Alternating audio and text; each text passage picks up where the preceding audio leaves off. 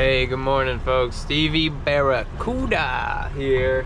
It is a beautiful morning here in we're in West Palm Beach, Riviera Beach, Lake Park. Shouts out, what's up, what's poppin'? And it is like the best fishing weather that we have had here in South Florida in probably 2 full months. It's like 2 to 3 foot waves out offshore. Intercoastal is just not quite crystal, it's not quite flat, super flat, but I mean, pretty much nothing, man. I mean, you can't ask for better conditions than this. We're gonna go offshore, we're gonna troll a little bit. I got some lures tied on to my rigs back there. I'm up to 2 trolling rods now. Big shout out to my wife for watching the kids. Love you, honey. And yeah, let's get it. Look at this barracuda, baby. That's why they call me Stevie Barracuda. Because I catch barracuda. Woo!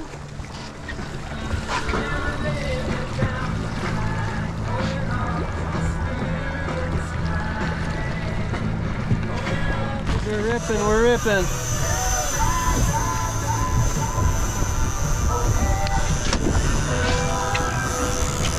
Look her off.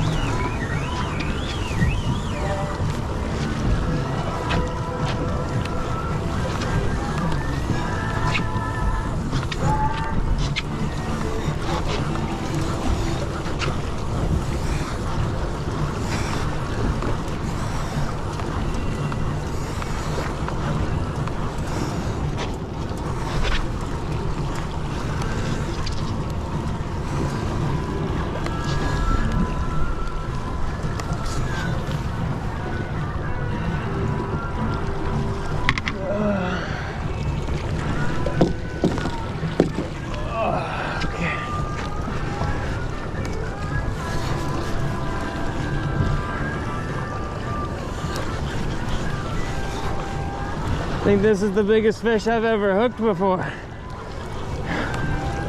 I think this is the biggest one that I've ever hooked before.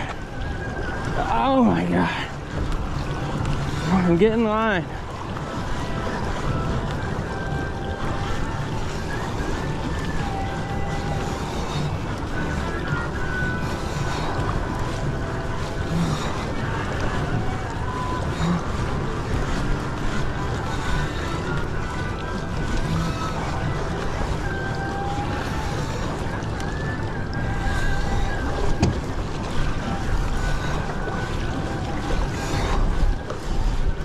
I was just thinking about stopping trolling, thinking maybe I wasn't gonna get nothing. Let that doubt creep in. Oh, but now I got a nice fish on, and it's time to meet you. It's time to meet you, man.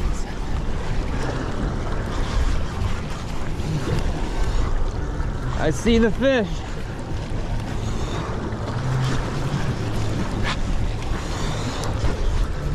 Jump for me, baby, jump for me.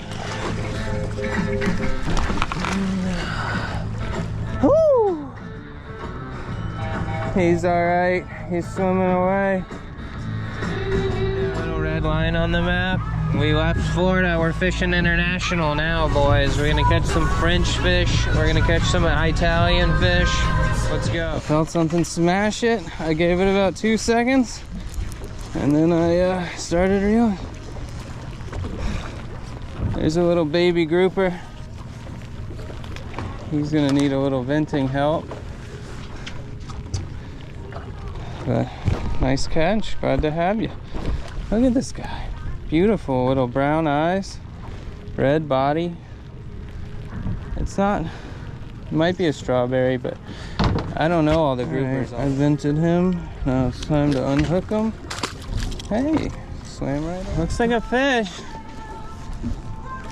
Looks like the same dang fish I just caught. Did you just swim back down and eat another one? You wouldn't do me like that.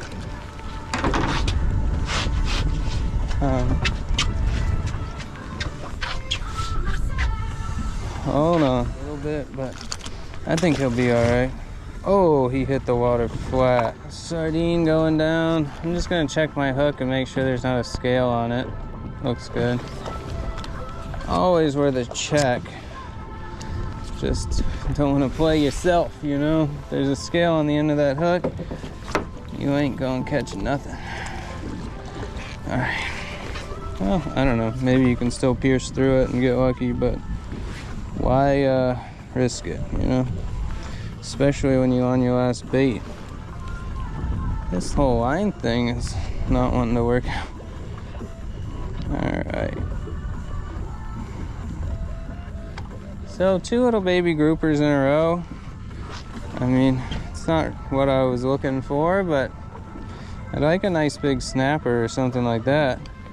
That would make me happy, but if there's grouper, there's probably snapper around too. There's probably lots of other fish. You know, grouper need an ecosystem to eat off of.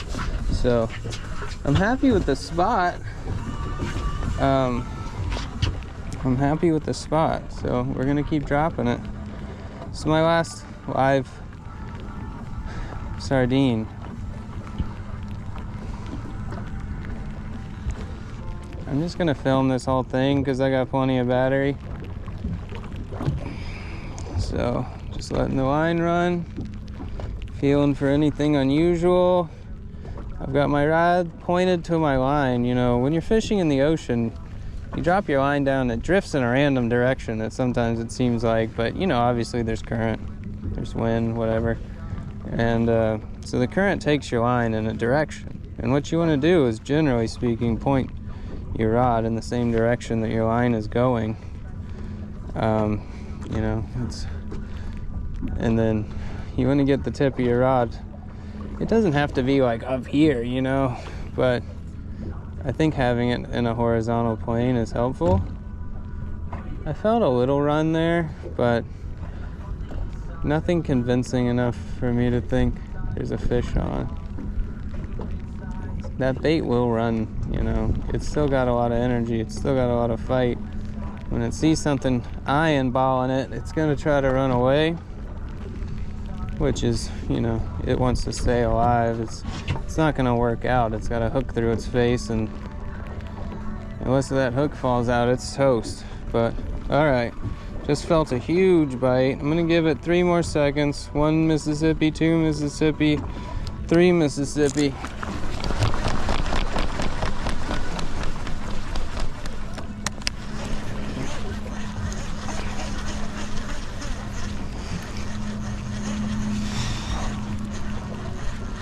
Feels more substantial. That feels way more substantial. I feel some tail beating on this one, which makes me think it's probably not another grouper.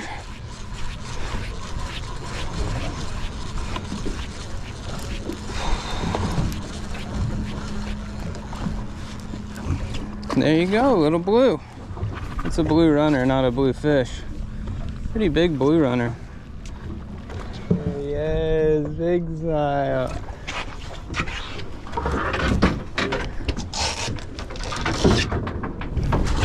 Oh God, no! There's a $1,000 rod that just went into the ocean. Oh God. I wanna... Whoa. That is like a baby parrotfish, it looks like. Or a slippery dick fish.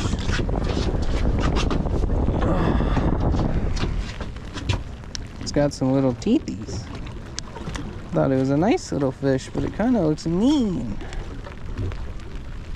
Kind of in a bad spot here, because if I go in its mouth, I might hurt it.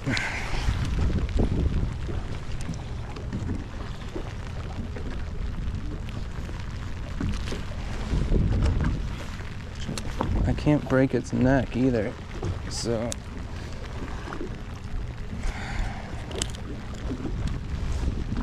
It's kind of gut hooked a little bit here, unfortunately. Oh. Ah! I lost my rod. Dang it. That was a Saltiga 50, you know, with a Chaos Reels custom rod that I got in Pompano, Florida. That's a $1,100 combo that I lost. As an accountant, it's tough for me to. Oh, I lost my rod. Sheesh. Anyway, I caught my first barracuda today. It's one of the last fish that my rod ever caught. A couple little baby groupers, and then, you know, there's probably the biggest, coolest, bestest fish in the world swimming around with it in its mouth now. So, honestly, I'm just hoping I got it on camera. Like when I lost my reel at this point, I'm hoping I got it on camera. Because if I didn't even get it on camera, like, come on, I need some content at least out of this. But yeah, I'm pretty bummed out right now, even though I had a pretty awesome day fishing.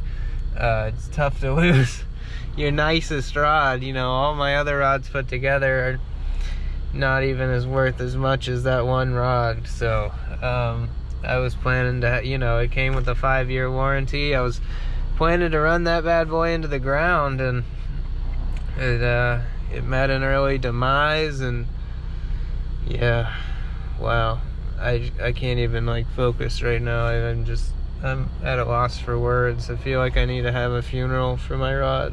I'm trying to fight the tears, but anyway, you know, I gotta drive, so I'm gonna turn this thing off. But shoot.